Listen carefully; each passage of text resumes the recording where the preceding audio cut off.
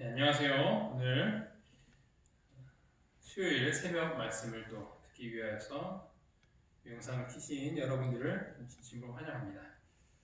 어제 저녁에 이어서 오늘부터는 제7장 인간의 본질 교리 내용 함께 공부해 보도록 하겠습니다. 사람이 태어날 확률은 얼마나 될까요? 어머니가 일생에 약 360개에서 400개의 난자를 배란한다고 합니다.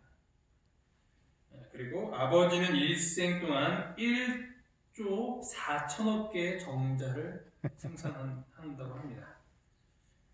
그 중에서 선택되어 어머니의 10개월 동안, 10달 동안의 살신적인 봉사로 우리가 태어나게 되는 것이죠. 나라는 사람이 생명으로 태어나기 위하여서 어머니의 배란 360개 곱하기 아버지의 정자 1조 4천억 개 분의 1이라는 엄청난 그 확률로 내가 태어났다라는 것입니다. 어떤 분이 이렇게 글을 적으신 걸 봐서 흥미가 있어서 읽어드렸습니다. 인간이라는 존재는 정말 신비에 가득한 특별한 존재인 것입니다. 그래서 인간이 어떻게 생겼는지, 어떻게 구성되었는지 참으로 많은 질문이 있었고, 또 인체에 대한 또 그런 모든 연구를 했지만 아직도 멀었다고 합니다. 특별히 이 인간의 뇌과학에 있어서는 거의 시작도 못할 정도로 어마어마한 그 비밀이 숨겨져 있다고 합니다. 성경에서 말하고 있는 인간이란 어떤 것일까? 그 내용을 함께 살펴보도록 하겠습니다. 기본 신조에 있는 말씀입니다. 남녀 인간은 하나님의 형상으로 만들어졌으며 개성과 사고하고 행동할 수 있는 능력과 자유를 부여받았다. 비록 자유로운 존재로 창조되었지만 각 사람은 육체, 정신, 혼의 불가분적인 통일체로서 생명과 호흡, 그리고 다른 모든 것에 있어서 하나님께 의존되어 있다. 우리의 시조가 하나님께 불순종했을 때 그들은 그분께 대한 자신의 의존성을 부인했으며 하나님 아래에 있는 그들의 고귀한 지위에서 타락했다. 그들이 지닌 하나님의 형상은 훼손되었고 그들은 사망에 예속되었다. 그들의 후손은 이런 타락한 본성과 그 결과를 물려받았다. 그들은 연약성과 악에 기울어지기 쉬운 경향을 지니고 태어난다. 그러나 하나님은 그리스도 안에서 세상을 자기와 화목하게 하시고 당신의 성령을 통하여 죽을 수밖에 없는 인생이 통해할 때 그들 안에 조물주의 형상을 회복시키신다. 하나님의 영광을 위하여 창조된 존재로서 그들은 하나님을 사랑하고 서로 간에 사랑하며 자신의 환경을 돌보도록 소명되었다. 인간의 기원입니다. 인간이 어떻게 생겨났는지에 대한 질문은 우리가 지난번 6장 이 창조의 내용과 또 연결되는 답이라고 할 수 있죠. 하나님께서 만물을 창조하셨고 역시 인간도 만드셨습니다. 이 모든 것들은 사실 인간을 위해서 만들어진 것입니다. 창조에 있어서 인간을 만드신 것이 가장 중요하다는 것입니다. 창세기 1장 26절 28절을 보면 하나님이 이르시되 우리의 형상을 따라 우리의 모양대로 우리가 사람을 만들고 그들로 바다의 물고기와 하늘의 새와 가축과 온 땅과 땅에 기는 모든 것을 다스리게 하자 하시고 하나님이 자기 형상 곧 하나님의 형상대로 사람을 창조하시되 남자와 여자를 창조하시고 하나님이 그들에게 복을 주시며 하나님이 그들에게 이르시되 생육하고 번성하여 땅에 충만하라 땅을 정복하라 바다의 물고기와 하늘의 새와 땅에 움직이는 모든 생물을 다스리라 하시니라. 여기서 말하고 있는 우리 형상을 따라 만들자라고 했을 때 우리라는 말은 삼위일체 하나님이시죠. 그분들은 분명한 목적으로 인간을 창조하셨다는 것을 알 수가 있는 것입니다. 여호와 하나님이 땅의 흙으로 사람을 지으시고 생기를 그 코에 불어 넣으시니 사람이 생명이 된지라. 하나님께서 인간을 창조하실 때 흙으로, 즉 이미 존재하는 물질로 사용하셨습니다. 여기에 특별한 것이 있는데 그것은 바로 이 코에 이 생기를 불어 넣으셨다는 것입니다. 이런 행위로 창조하신 것은 오직 하나님밖에, 이 사람밖에 없습니다.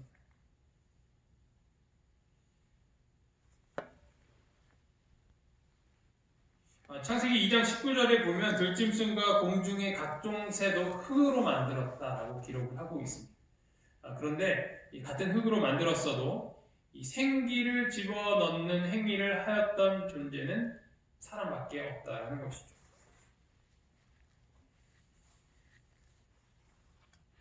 창세기 1장 21절을 보면 하나님이 큰 바다 짐승들과 물에서 번성하여 움직이는 모든 생물을 그 종류대로, 날개 있는 모든 새를 그 종류대로 창조하시니 하나님이 보시기에 좋았다라 라고 하고 있습니다. 하나님이 창조하신 인간 외의 이 개체들은 각 종류대로의 특별한 형태들을 갖고 있죠. 동물들이 다 다르다는 이야기입니다. 같은 종은 비슷한 생김새를 갖고 있지만 그 범위가 넓어지면 넓어질수록 굉장히 다른 생김새를 갖고 있다는 것을 우리는 발견을 하게 됩니다. 여기 보면 이 생물의 분류 단계인데요. 이 달빛과학이라는 한 블로그에서 쉽게 정리가 되어 있어서 제가 그 내용을 가져와 봤습니다. 여기 앞 글자를 보면 종, 속, 과목, 강문, 개 이렇게 7단계로 이 생물들을 분류한다라고 해요. 이것은 이제 중학교 과정에서 배우는 과정이라고 하는데 다 외우고 계시죠? 이 종 단계가 가장 기본 단위이고 이 개 단위, 마지막 단위가 가면 갈수록 이 범위가 넓어지는 것입니다. 제일 위에 보면 이 개와 늑대 같은 경우에는 같은 개 종에 속하는 거예요. 비슷하게 생겼으니까요.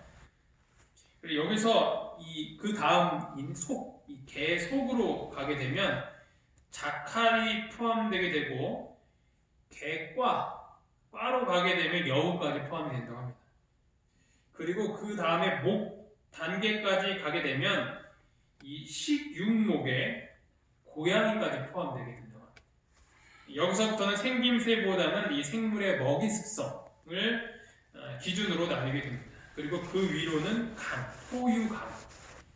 알을 낳지 않고 새끼를 낳는 동물을 포유류라고 하죠. 포유강으로 하고 그 위로 올라가면 이 척삭동물문, 척추에 들어있는 신경이 척삭이라고 합니다. 그래서 척추를 갖고 있느냐, 갖고 있지 않느냐로 또 이렇게 나눠진다고 해요.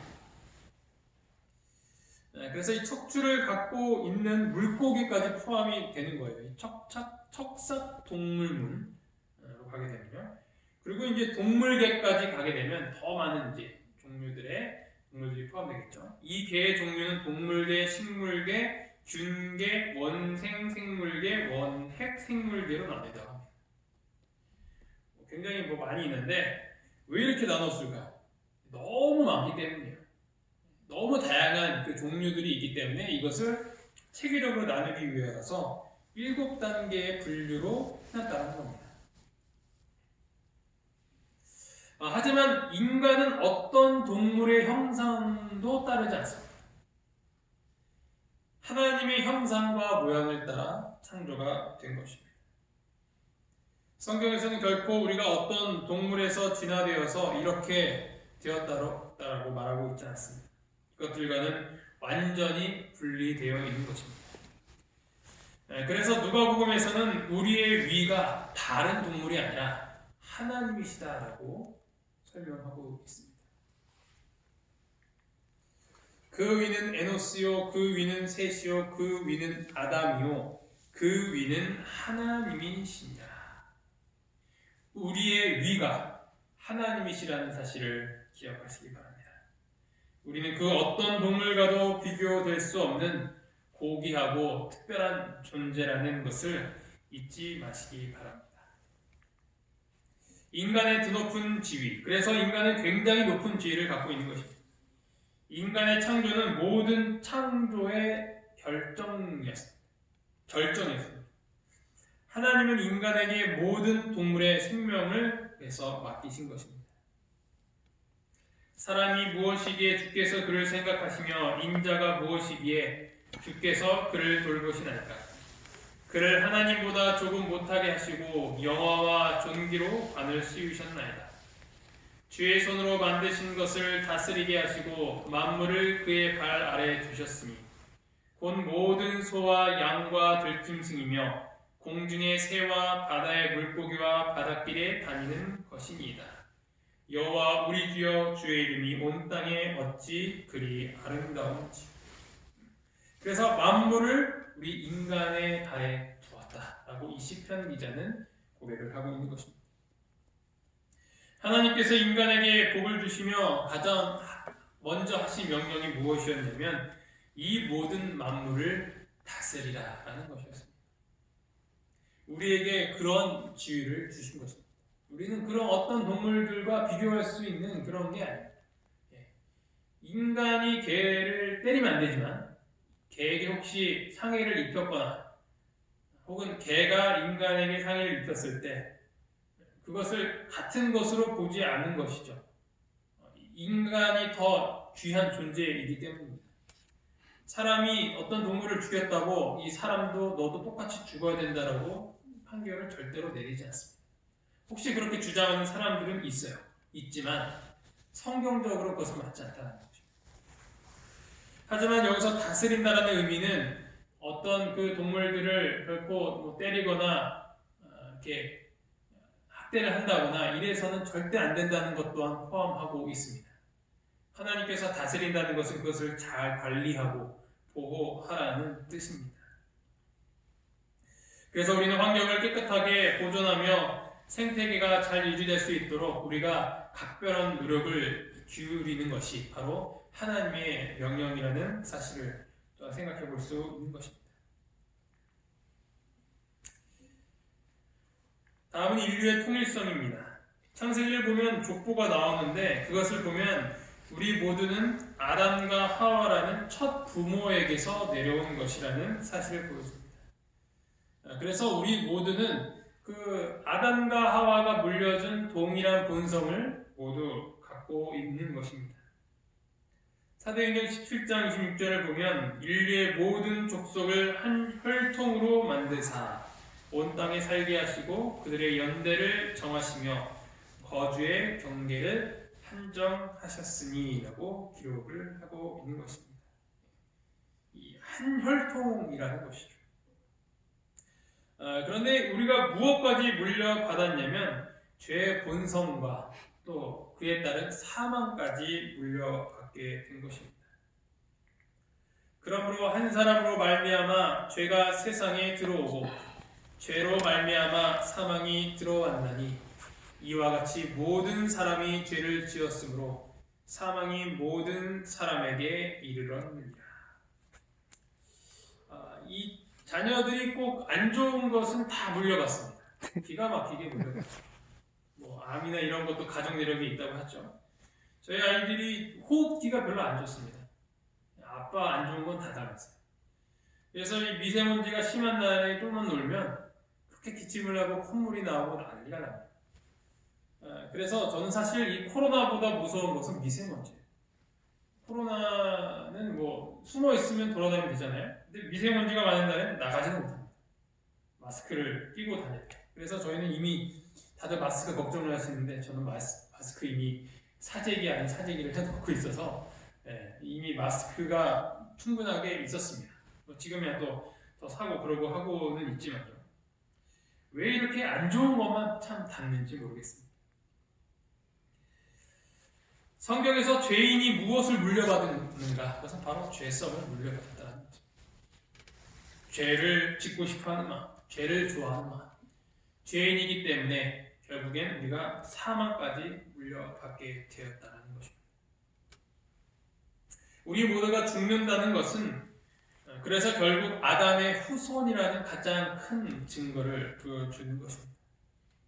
그렇기 때문에 우리 모두는 통일된 인류라는 것을 보여줍니다. 참 슬픈 이야기일 수 있는 것이죠. 이렇듯 우리 인간은 하나님께서 흙으로 당신의 형상대로 창조되었고 또 만물을 다스리는 높은 지위와 함께 죄와 사망이라는 통일된 모습을 취하고 있다라는 이 사실을 우리는 이 인간의 그 기원에 대한 내용을 여기까지 알 수 있는 것입니다. 다음은 인간 본질의 통일성입니다. 생기. 여호와 하나님이 땅에 흙으로 사람을 지으시고 생기를 그 코에 불어 넣으시니 사람이 생명이 되니라. 하나님은 흙을 살아있는 존재, 즉 사람을 만드실 때 생기를 불어 넣으셨습니다. 이 생기는 생명을 주는 전능자의 기운이다라고 욥기에서는 묘사하고 있습니다.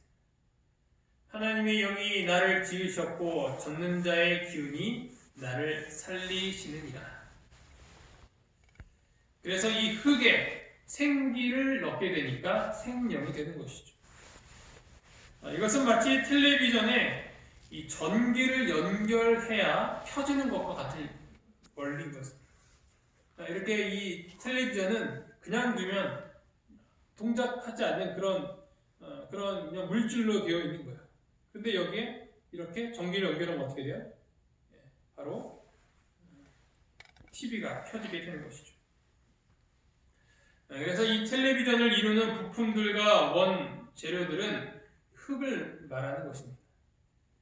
그 다음에 이 텔레비전이 나오게 하는 전기는 생기를 이야기하고 또 그리고 텔레비전이 켜지는 그 순간의 이 상태는 바로 생명을 이야기하고 있는 것입니다. 전기가 아무것도 없던 곳에 소리와 움직임을 가져오는 것처럼 하나님의 생기, 즉 이 전능자의 기운이 이 흙을 살아있는 존재로 만든다는 것이죠. 인간 생명. 그래서 이 성경에서 말하는 인간의 등식은 다음과 같습니다. 그래서 바로 흙 더하기 생기는 바로 생명이 되는 것입니다. 이 생기는 모든 살아있는 창조물들이 가지고 있는 것입니다. 성경은 노아의 방주 사건 가운데에서 모든 동물들은 생명의 기운을 갖고 있었다라고 기록하고 있습니다. 무릇 생명의 기운이 있는 육체가 불식 노아에게 나와 방주로 들어갔으니 육지에 있어 그 코에 생명의 기운의 숨이 있는 것은 다 죽었더라. 그래서 이 생기라는 것이 인간에게만 있는 것이 아니라 모든 살아있는 존재들에게 다 생기가 있다는 것입니다.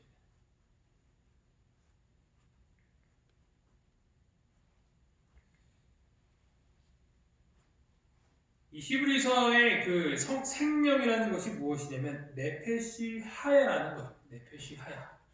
이것이 생명으로 번역한 히브리어 원어입니다. 근데 이것이 수중동물, 파충류, 짐승들에게도 사용이 되었다는 것이죠.